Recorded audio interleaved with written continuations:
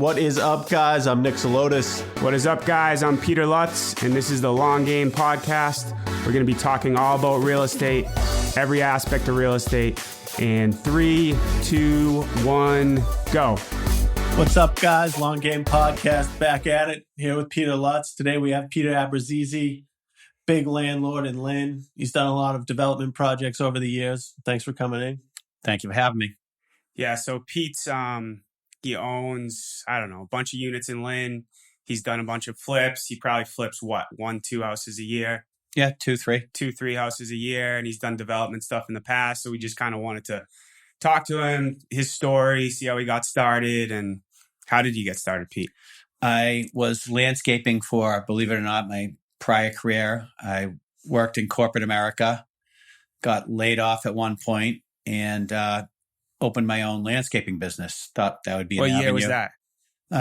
Approximately 1996. Okay. I did that for 7 years. Fast forward to 2003. And obviously during the winters, there's no landscaping. And I didn't want to do the plowing avenue. So I started working for a landlord / developer in the Lynn area, just working in the winter, painting, learning the ropes, being like an apprentice. Right. And then what happened one day is he approached me and was like right before the heyday, right before I was, 2003, 2004, 2005, everything's cranking up, Yeah. He's getting busy. He needed a foreman. He asked me to come on full time. And we ended up being partners in a big development at the time, 24 units. I was the GC on the job.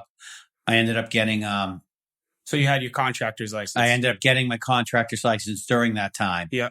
And... you own no units at this point. This was just your first pile into it. Pile into it. And, hindsight's 2020. The units built it in a year, 24 units, ground up, and sold it in 6 months. And wow, we're just going to go from here to the next one. And we did the next one, cranked that out again, and we just kept going, wow, this is easy. So those condo conversions? No, there were 2 from the ground up, like new construction. Built it, sold it, gone. And then from there, at the time, my job was being on site, being the GC. Right. And the partner wanted a different percentage. Yeah. And I said, no, it wasn't. He wanted more? He wanted more because he was finding the deals and didn't value so the you on-site. All of a sudden started, you bought a piece of land with him, GC'd a 24-unit project. Yeah. But Wow. in the meantime, I was working the winter. So I already knew the guys. I already knew what went first, whether it be, the foundation. Was that tough, your first one, going into it? Yeah, he was around too. So, but it was getting used to, it was a big project. That's huge. Looking back at it, it was like, wow, that was crazy. You just jump into this and, whether it's controlling the site guy, controlling the, blue board plasterer, getting the sign offs, dealing with, everyone, electrical contractors. And I knew them pretty well over the years, but not as well as I do now. Yeah. And so we just did that. And then he wanted a different percentage. We shook hands and said we each went on our own. Yeah. And from there, I did an 18-unit building with another partner. That was a conversion, a warehouse conversion. Yep. And at that point, that went fairly well. But that was right towards the beginning of the crash. Yeah. And did you get out of it? We got out, luckily. It's just, again, hindsight's 2020, but we didn't know much. But all of a sudden, the 18 units sold in, 60 days. Right. And then from there, I stopped. I don't know why I stopped. I just stopped and started buying apartment buildings with a lot of the profits from before. And, I didn't spend it. And I just started buying apartment buildings. And then from there, I became a landlord. So 06, that's kind of when you started buying? 06. When you started buying apartment buildings? Yeah. So that was fortunate that you sold out of the 18 unit, had no specs going on as this thing bubbled up, right? Correct. Yeah. In 06, things were still good. 07, 08 is when it started. So you were buying kind of at a high point in that market, right? Yeah. So we bought the building at a high point, and then all of a sudden, it's not like you can just flip a switch and that building was done. Right. That took over a year too to 18 units, and it was a brick warehouse. We added a third floor. It was a hard project. Yeah. This is all in Lynn. All in Lynn. I've pretty much did the new construction in Lynn. I mean, I did at one point, I built a house in Marblehead from the ground up. And, I've done flips though, every town on the North Shore. Yeah. I've never done anything in Boston or anything like that. How do you focus in Lynn? It was my original partner's connections. Was in Lynn? Yeah. He knew the area. He knew, the building inspectors very well, the electrical inspectors, plumbing inspectors, the fire department. And it was just easy. Once you work in a particular town, the building inspectors, they're comfortable with your work. Yeah. And you get comfortable with what they expect out of you as a builder. Yeah. How was financing back then with banks? Like for the condo projects, was it easy? Because people say it was crazy easy back then. It was easy. It was easier. Like today, I couldn't even imagine, but It was easy. It was, not as much money down. They were speccing 100% on, the future value and whatever the condo down the street sold for at 10% because everything was going up. Giving you 100% of the construction value? Pretty much, yeah. And then, so that was it. It was pretty easy, and then all of a sudden the spigot shut off. I went into buying bank-owned apartment buildings. Right. 3 families, 2 families. And that's what I own now. At one point I owned 80 units, 20 different buildings. Now I own 18 buildings, different buildings throughout Lynn, 65 units. Yeah. And I manage that with myself and 2 employees. And so you started buying in 2006. How long did it take you to get to 80 units? 12. Until 2012. So 6 years. So the last apartment building in Lynn you bought was 2012? Yeah. And then, hindsight's 2020. I stopped because of, it was getting hard to manage the 80 units. Yeah. And what I should have done is probably just average cost, keep buying 1 a year. Right.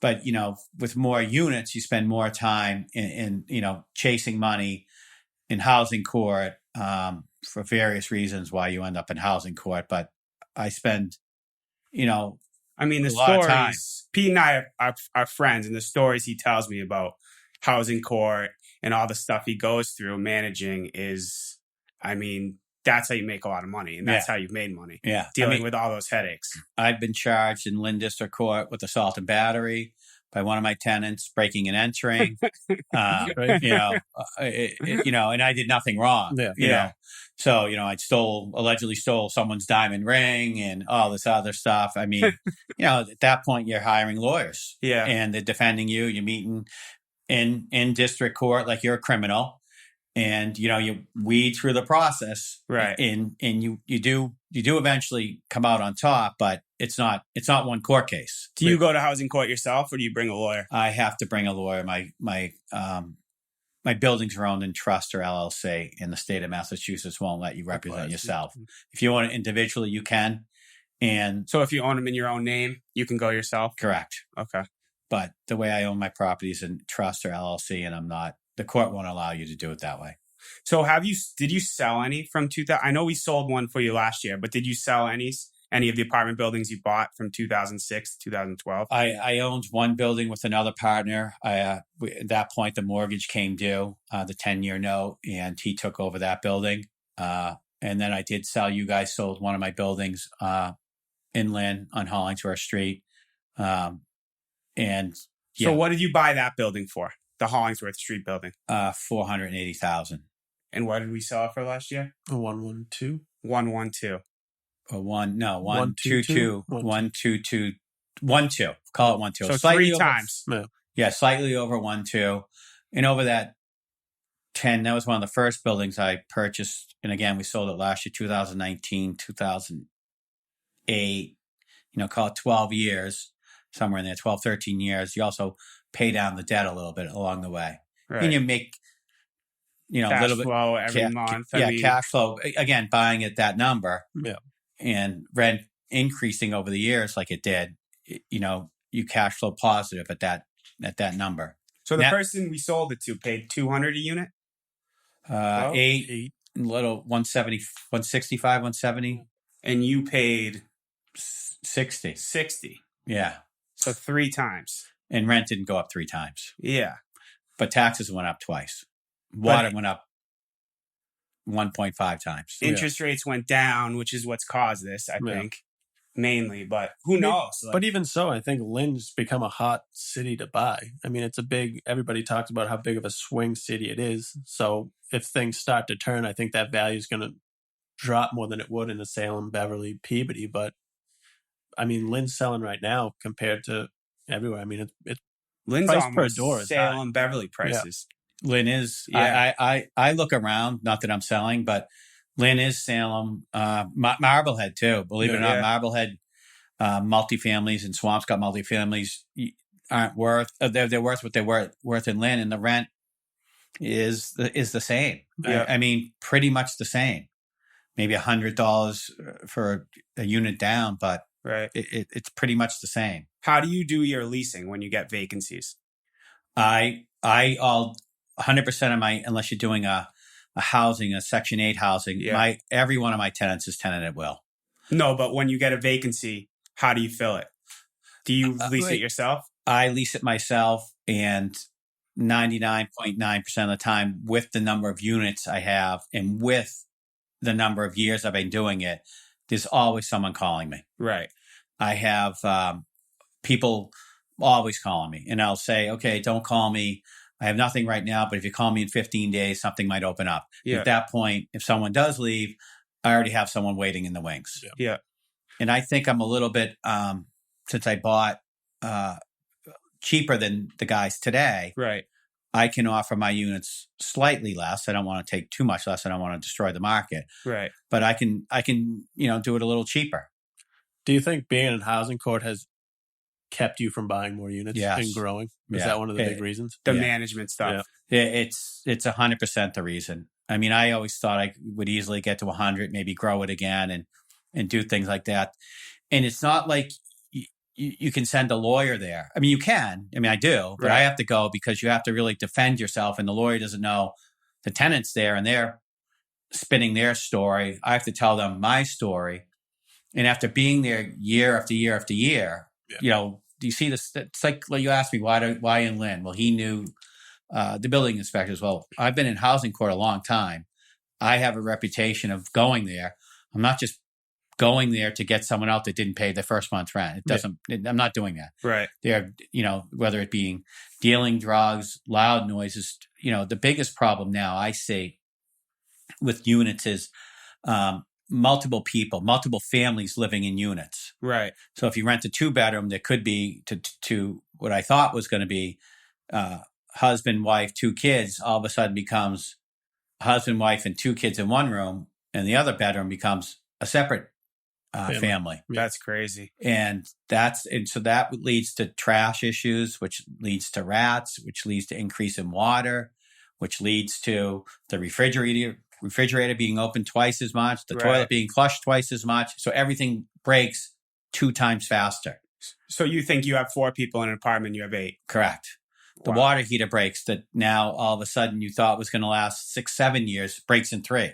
And you go, or you can tell by the water bill, but that's a hidden cost that people don't really see. They think they see it. Right. Oh, I'll just rent to more people. I'll get this. Okay. You haven't been doing it long enough to understand that when that water heater breaks now that you paid $500 for, now $750, and the labor went up to install it. Now you got to pull the permit. Like it all factors in.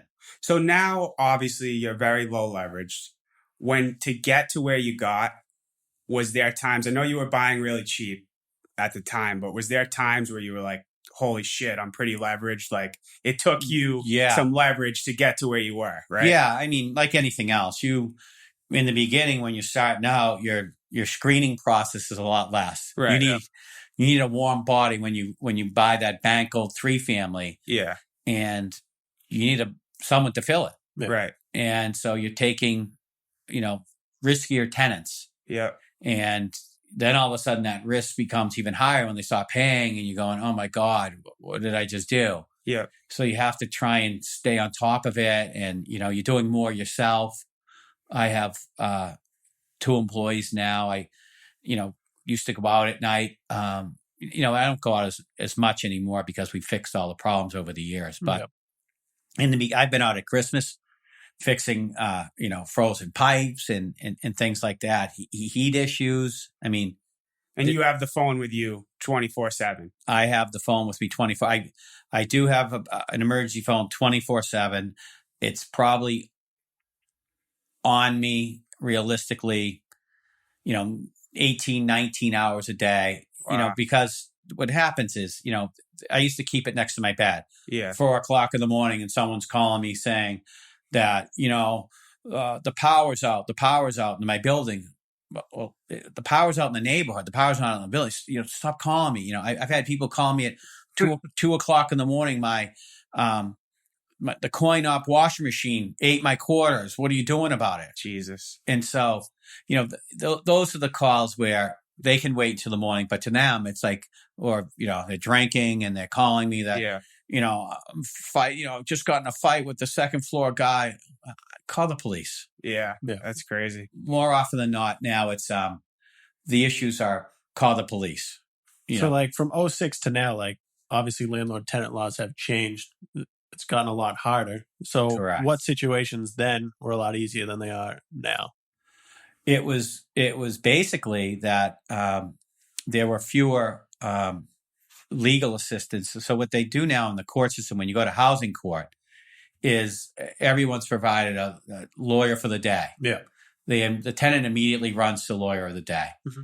And that's the biggest issue now, is the lawyer of the day isn't even really listening to what the landlord has to say. Yeah. They immediately take that person's side. And once they listen through the noise, they go, okay. Or what I'm seeing now is the tenant for the day, the lawyer for the day is pushing the envelope, coming, almost like feeding the tenant. Like superhero to save the tenant. Yeah. And so instead of like, again, you're never going to win once you end up in housing court. So you're just trying to minimize your loss. Right. You go to housing court, you're going to lose. Do you pay people to leave ever? Yeah, I have that. And that doesn't work. Yeah. That just, it's keys for cash almost and things like that. Right. It doesn't work. Yeah. You're better off just going in there, paying the lawyer, negotiating an exit strategy. When the tenant breaks the exit strategy, get ready for war. Yeah. And whether it's paying the eviction moving company, the sheriff then shows up. Have you had full evictions before? Yes. Obviously, right? Yes. So you're sitting in front of the building. The movers come in, throw all their crap out. Sheriff locks the door, the whole thing. Right. And they're crying outside. Yeah, it's my fault. Yeah. And things like that. I've had one of the craziest stories I've had was recently, 2 years ago. I rented to a tenant with a family. He subleased a bedroom to a friend. He then said he was moving, couldn't afford the apartment again, gave me the keys and said, my roommate won't leave. I said, you have to get him out. It's a second floor apartment. Yeah. He goes, he won't leave. In the meantime, he gives me the keys. We change the locks. He says, so I call my lawyer. What should I do? Should I put his items out in the driveway? Yeah. And by that, you're going to have a chance that something gets taken. And now I stole his diamond ring. Again, everything's probably used and not worth anything. But my lawyer says, leave his items in there. I've never met the person before. Yeah. He's now locked out, second floor. Yeah. He calls the police in Lynn. The police call the fire department. They found a window that, I don't know why it wasn't locked over. They open the window. He gets in the apartment. Now I begin an eviction process of a tenant I've never met. Yeah. That isn't paying. But even so, it's like he didn't even need to be subleased. Like I had a client that one of his tenants was arrested. Her boyfriend, who wasn't on the lease, was in the apartment, and he had to go through the entire eviction process to get that person in because the tenant that was on the lease allowed them into the building. Correct. Wow. And you see that more and more. That's why when, many times it's a boyfriend, girlfriend you rent to, and the boyfriend takes off. Yeah. And we got 1 minute. All right. The girlfriend then now brings a new boyfriend in who I've never met. Yeah. And she was fine. But this boyfriend now, or girlfriend, it could be either one, brings trouble. And now you're evicting people you really don't even know. Yeah. And again, you try and vet the people the best you can, but you're going to end up in housing court. You're not going to end up in housing court if you have 10, 12 units. But when you have 65 different people like I did, or 80 people I was dealing with, that's a concern. And that's why rent isn't just like people say, oh, the guy's making a lot of money. No, rent's in there is figuring in legal fees, trash fees, water fees. One question I had. When you started, when your first couple apartment buildings, what was your down payment percentage? So they wanted 20%. So, but what I did was I never bought the original building with a bank loan. I bought the building, the bank-owned property, with hard money. Okay. Which is a lender which charges, anywhere from 14%, 16, 18%. Yep. And at that point, you're buying a vacant building that needs a lot of work. Yep. So what I did was borrow the money from a friend. So you close in the 2 weeks the bank needs with hard money. Correct. Yep. I fix it with my cash. Yep. Yep. Appraiser comes back out now and it's not dilapidated. It's all fixed. Kitchens, bath, water heaters, whatever I've done to make it get occupancy. And at that point, you get a new loan at the new appraised value because you've done a lot of work to fix it. So, and you can also have tenants lined up saying that the cash flow is now going to be $1,200 a unit in the bank, and leases. Again, my leases were tenant at wills. They still are. I don't take security deposits. I don't take last month's rent. I don't do any of that. For me, it ends up coming back to bite you a couple of times in housing court if you don't. At the end of the year, almost like the bank provides you with interest statements of 2 cents. Yeah. If I don't provide them with the 2 cents interest with 80 units at the time, if I don't send out 80 individual ones, it's triple damages in housing court against the landlord. So when I take Nick to court, and the first thing, they know all the numbers, the lawyer for the day asks, did your landlord provide you? Did you provide your landlord with security deposit or last month's rent? Yes. Did he provide you every year with that documentation? No. Okay, we win. Triple damages, and out the door you go. Really? So, I don't do it. I know landlords do. I would say 90% don't do it correctly from what I'm hearing. And again, these lawyers... No, they don't. None of them do it correctly. The average landlord doesn't. Big landlords probably. They don't. No, big landlords are the biggest ones that don't do it correctly. Yeah. The big units, the big players around here, they have to send all that documentation out. They probably just don't take security deposits then. Or, they're doing something to avoid that potential. For last month's rent, do you need to do it too? So last month's rent, I thought you didn't have to supply it. And if you do, you can just pay each person. So if it's 0.02% interest that the bank's charging, like you can just send that out. You don't have to. So now you have to do it for 80 people. Yeah. Again, it for me at the timing, it was a lot of paperwork. How I got caught that one time and lost in court was I bought a building, the Hollingford Street building. On the closing documents was a security deposit. Didn't know it was there. Ended up taking one of the tenants that was already existing in the building to court. And the first thing the lawyer for the day asked was, has he provided? And I said, no, but she didn't give it to me. Yeah. But it was on, I didn't read it. It was so triple damages. So it was a reimbursement at closing that you weren't accounted for. Correct. Exactly. I didn't even know it was there, to tell you the truth. That's crazy. And so what happened was she probably owed 3 months. So we call it even and got back to square one. And she ended up staying for probably another 2 years, believe it or not. Wow. Not for, she paid, but it was just, I lost. Yeah. And I didn't even realize it was there. So this is a great example. So you say you bought a building for $500. Close, hard money. Correct. Fix it up, your own money. Correct. Then borrow from a regular bank $500 or more than $500 and take some cash back too. Like I need my cash back to go to the next building. So you borrow $550. 550, 560 because it's worth $7. So they do at the time 20% off the top of that. So call it to $850 or something. Pick a number you want. And then you go to the next building. Then I go to the next one, same thing. And so what I did was roll. And in the meantime, while you're doing your flips and development stuff, all that cash is going into the buildings too. Yeah, but I stopped. Don't forget, 08, 09, 010. I didn't do any. I did occasional flip, no more developing. But you still flip. Today, you're flipping 3 houses a year. Yeah. Oh, yeah. How many single families do you think you flipped in your career? Just guess. I guess 3 times 30. 30? 30. Wow. And now, is it getting harder to flip than it was? It was for the last year. A lot more guys involved flipping. Have to be patient, have to buy right. Like I've said to everyone, you walk into Home Depot, everyone's paying the same thing for a 2x4. Yep. Right. Everyone's paying the same for a sheetrock. Everyone's paying the same for screws. Yeah.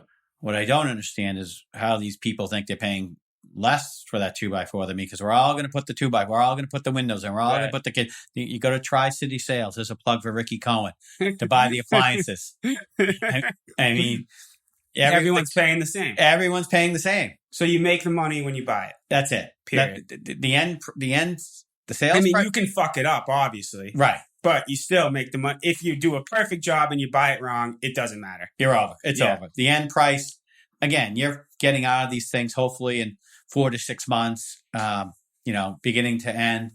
And the market's not going to crash like it did in 08. It's going to drop, I think, soon. I don't know when. Yeah. And the pricing didn't go up 20,000 when you made a $15,000 mistake. I love the people that say they can do things for so cheap. They can't. Like they sell you on it and you go into it and it's like, no, it costs what it costs. It costs what it costs. Plumbers cost what they cost. Electricians cost what they cost. Everything's per square foot. If you want the sheetrock guy goes in, measured how many sheets he's going to put up. The floor guy goes in, measures the flooring, how much flooring he's going to put in. The cabinet guy, he's going to install your cabinets. He counts the cabinets, charge you per cabinet. Right. The plumber, it used to be, my plumber's a little different now because he's been with me a long time. It used to be per fixture. Yeah. I.e. for a toilet, it's $1,000, we'll say. A sink, $1,000. Laundry unit, $1,000. A stove, $1,000. Again, I don't know the pricing anymore of that. But when you go to buy a water heater and you walk into Home Depot, 40-gallon water heater is $575, whatever it is, $475. It's not cheaper for anyone else, but somehow they say, I can get that for $350. Where? It's impossible. Yeah. What's the best deal, flip or development or condo thing that you've done in your career? Like, there's got to be one that the first one that set you going. The first one, the 24 units, the 24 units sold literally, I think, in 4 months. And the crazy thing, looking back at it, is again, they were $199 for a condo.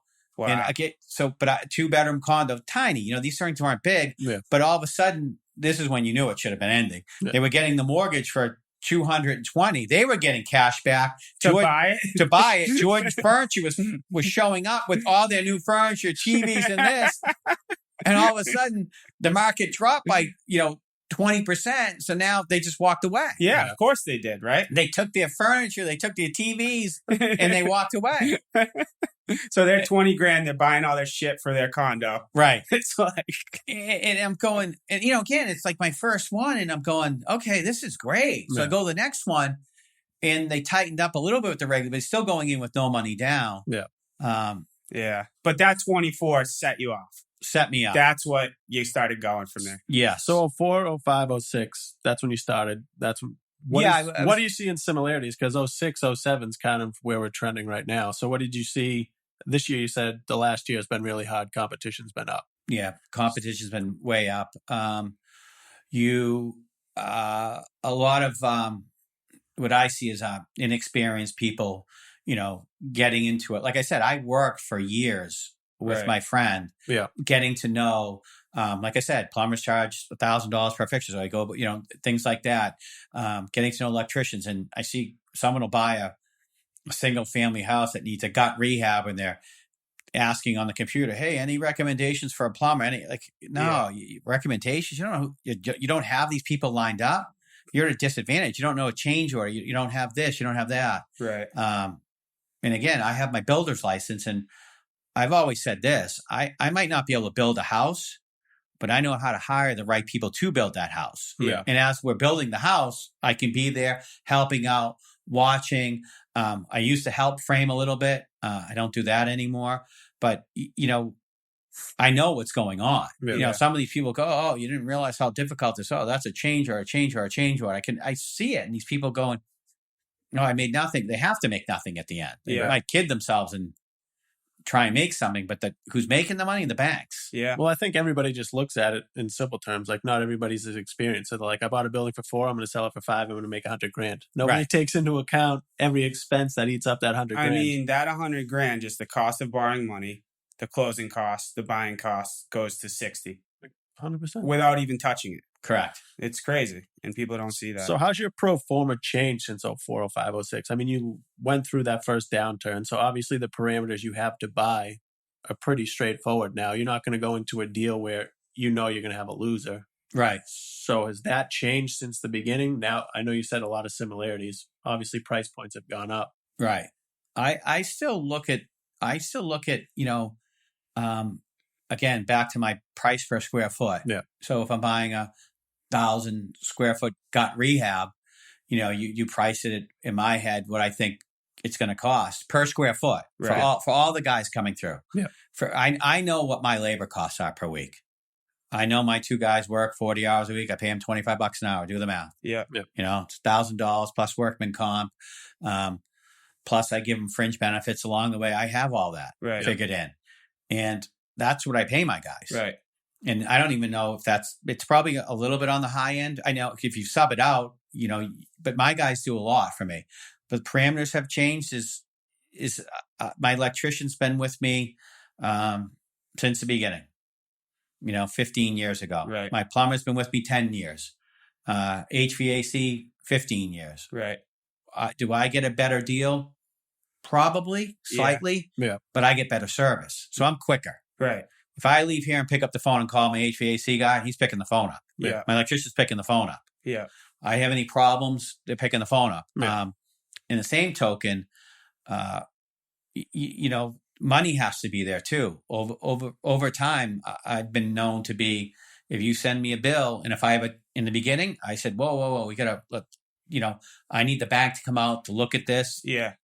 When I was getting loans, or hard money guys come out too. Yeah. So they come out and they'll look and see, okay, you put in 3 heating systems. Okay, I'll release $15,000. Yeah. And the same token, the HVAC guy at the time needed to wait till I got that. And again, it's all trust. I can't take that $15,000 for the HVAC, give him 10 and use 5 for the plumber. Right. And I know that's what guys do. And I've seen guys come and go in this business. Yeah.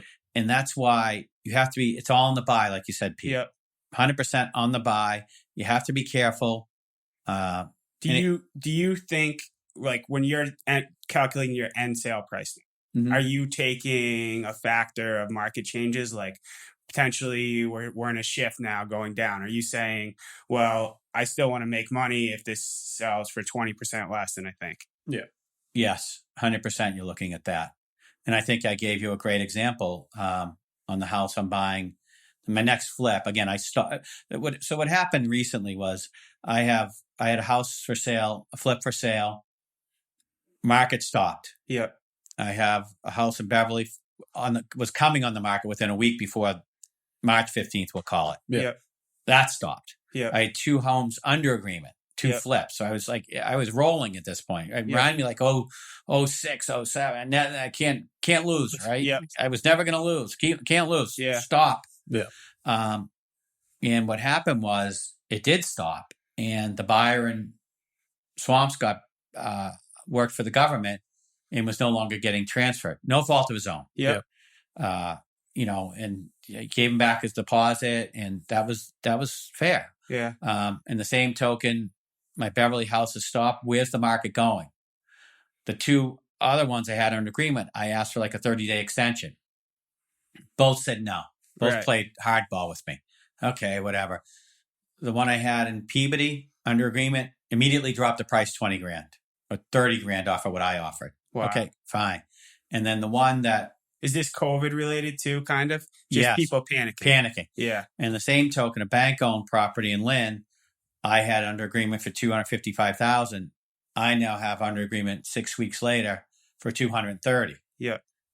25,000 less. Now, did the market shift, like you said, Nick? A percentage down from what? Yes, I think it did. So I hopefully have covered, or pretty close. Just say it drops. Trying to sell it for more. Yeah. 349 drop 10%. And things like that.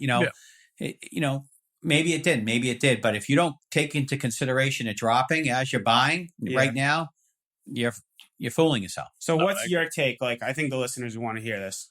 I know you don't have a crystal ball. Next 3-4 years, where are we in the real estate market? Are we do prices go down 20% in the next 3 years? Yes. If you're guessing. Yes. 10 to 20%. I think, I think from my standpoint, the 3 families in Lynn have to drop in pricing. It just has to come down. Whether it be, I always thought, like I told you guys, my tenants were guys that work landscaping, guys that are mechanics, guys that work in the supermarkets. Well, I never thought that would shut down. It did. Mechanics aren't working as much. Landscapers are getting cut back hours. Guys that pick up the trash are my tenants. It's true. They're being cut back. Their hours are being cut back. Yeah. So you have to make adjustments. Again, I'm lucky enough to be under the market pricing, so I don't have to make too much of an adjustment. Yeah. But I think the flips, what are we approaching 30 million on unemployment?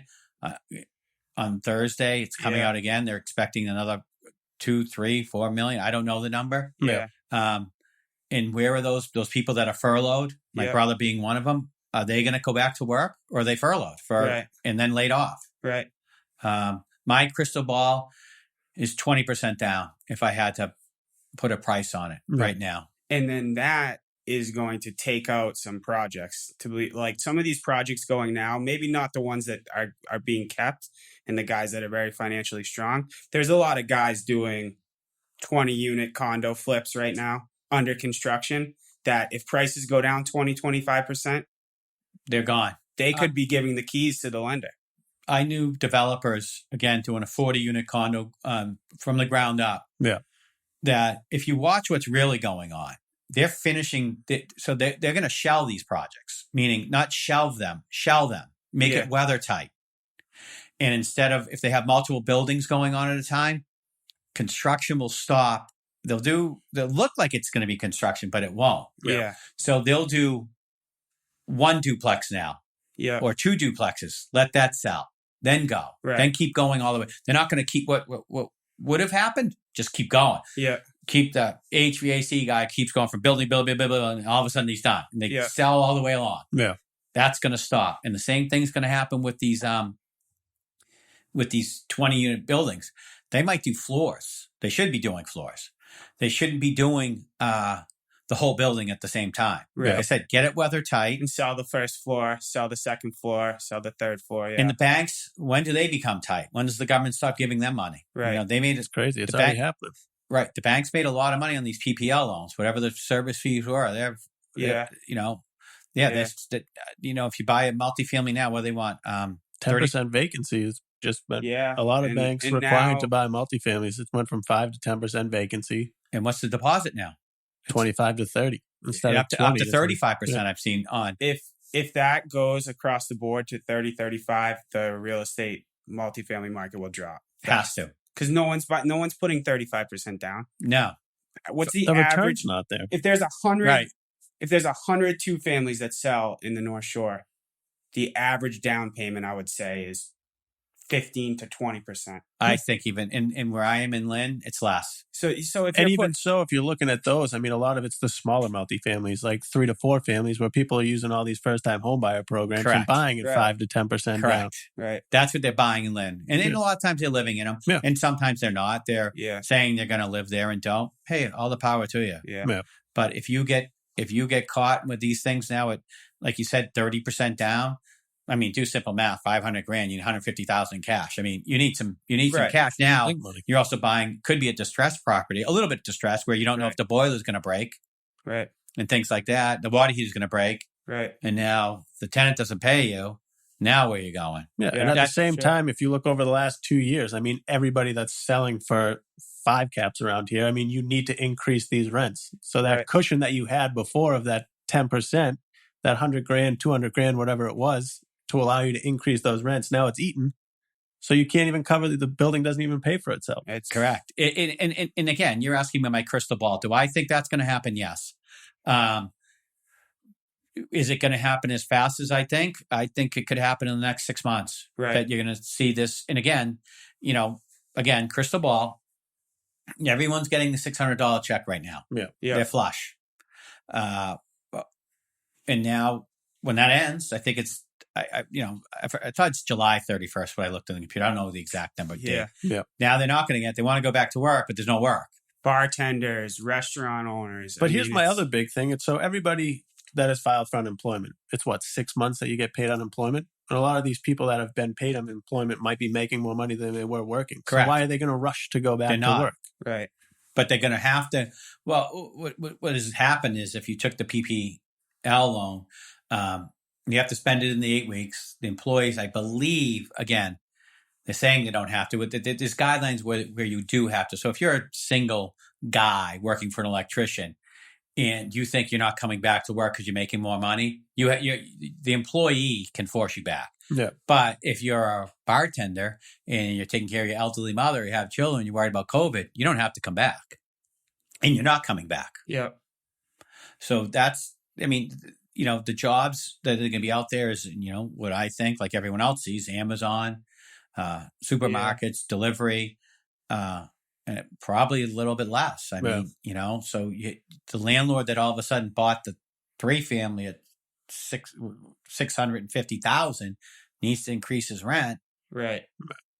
So, that's where I see it's going, the crystal ball. And again, I hope I'm wrong, but So kind of to wrap it, what's your plans for the next couple of years? Are you going to wait and maybe buy some more apartment buildings? Are you thinking about selling some more? What are you? My original plan was when you guys sold that one building at a great price for me, I was going to unwind a little bit, one at a time for tax reasons. You can't, and I'm not big into the 1031. I know people are. Yeah. I'm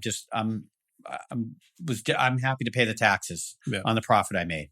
I'm not happy, but I'm going to pay it. I know why people do the 1031s. Well, people don't understand though. 1031s are great, but it's kicking the can down. That's the road. all it is. I've done a bunch of them, and you can't get out. If you unwrap it out, you're eventually paying. Correct. So my accountant, again, two different ways you look at it. My accountant said, you know the tax rate today on that particular sale. Yeah. I don't know what the tax rate is 8 years from now when you sell. Yeah. And again, that's the risk. So I'm willing to pay the tax. Yeah. So back to your question, what I was going to do, I was just going to unwind a few buildings at a time in the next couple of years. What I'm doing now is holding. Yeah. What I am going to do is buy more. You should. I am. Fuck it. Hold and wait. I'm gonna if I see an opportunity, if I see a distressed seller, or if I see a bank and you're sitting on a little bit of cash, or you have equity, and I do have, Well, your position is so good compared to so many people now. I didn't remortgage these things. That's what I mean. I didn't go back and take equity out and start doing it. So I'm 15 years into these 20-year mortgages. That's what I mean. That's why. Do simple. Someone get out that little piece of paper they throw at you when you have the closing. When's this loan going to be paid up, and how much interest? I'm at the twilight zone of this thing for me. But in the same token, I'm not going to pass up what I think is an opportunity, and I will go back in. So you're doing conservative, waiting, some flips conservatively, yes, and then waiting to pounce back in. Correct. If you get an opportunity. So where do you see foreclosures going? So right now, I mean, the big thing, and I'm sure when you first started, was you go to an auction, there's 2 people there, you bid, you get the building. I mean, we just went to an auction on one on Hale Street, and the bank bought it for $576. Legally, you have to in Massachusetts. Banks are too smart. I feel Yeah, like that no. shit after you. Banks legally, the way Elizabeth Warren and the likes wrote the laws now, it used to go to the market. Yeah. But now the banks have to buy it back at the mortgage what they gave it out at. To cut that out, then there's like some sort of seasoning period, whatever you want to call it. Yeah. Then it goes off again to auction. Right. But I feel like they're smarter than they were. Like banks are now cleaning up buildings and listing them with a broker. Like back then, it was like, get this off our books. Whoever comes and offers something, we'll take it. That's exactly what happened. And they got smarter.